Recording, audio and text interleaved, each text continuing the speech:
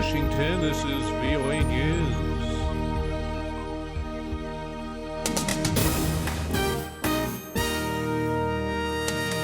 I'm Ray Kouguell reporting more White House criticism of Russian airstrikes in Syria.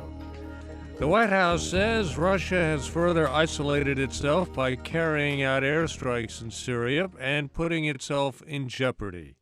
White House spokesman Josh Earnest says Russian interference would prolong the sectarian conflict inside of Syria, and he accused Russia of conducting indiscriminate military operations against Syrian opposition groups, some of whom are allied to the United States.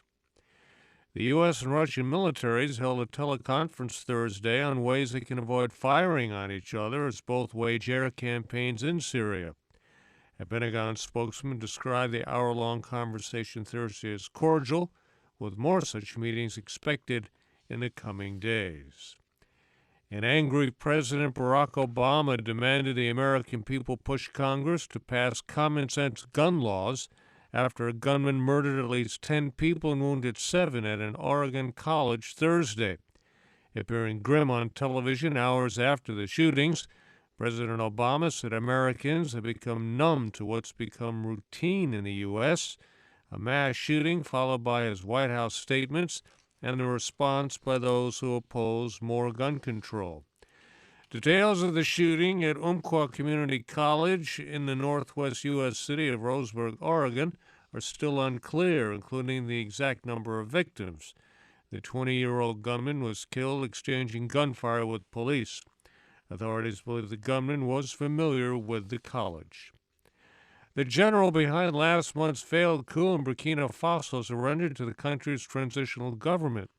General Gilbert Diendéré turned himself in Thursday after negotiations with officials in the capital Ouagadougou.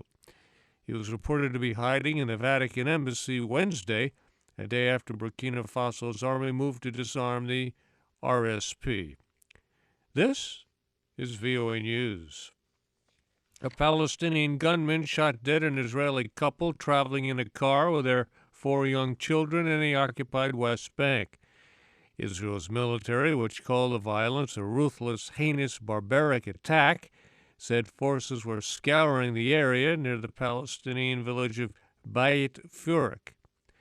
The military said the 4 children, aged between 4 months and 9 years, were slightly wounded.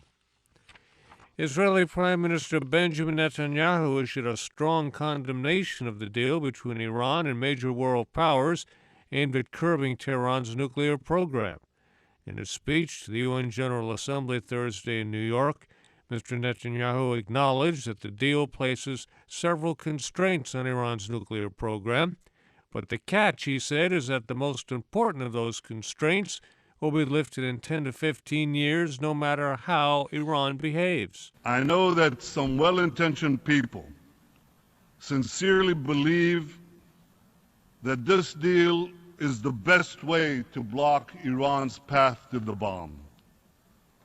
But one of history's most important, yet least learned lessons is this: the best intentions don't prevent the worst outcomes. Israel has repeatedly warned it's prepared to use military force to prevent Iran from acquiring nuclear arms. Tehran denies seeking atomic weapons. Afghan President Ashraf Ghani says his forces have retaken the northern city of Kunduz from the Taliban. Ayaz Gul has more. Afghan President Ashraf Ghani told a nationally televised news conference late Thursday an overnight counter-offensive by Afghan forces drove the Taliban out of Kunduz, and efforts are underway to restore complete normalcy to the northern city. Ghani said residents of Kunduz and the people of Afghanistan began their day with the good news their security forces had successfully accomplished the mission and recaptured the city.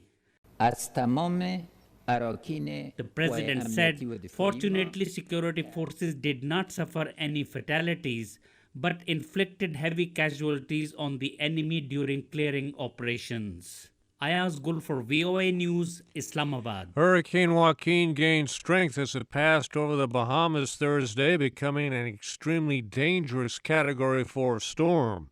Joaquin, with sustained winds of 205 kilometers per hour, caused heavy rains, minor flooding, and a significant storm surge as it approached the lightly populated central and eastern islands.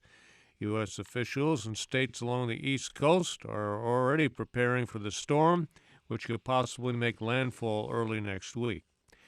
And the UN High Commissioner for Refugees says 700,000 asylum seekers will reach Europe via the Mediterranean this year, and it projected that approximately the same number will arrive next year.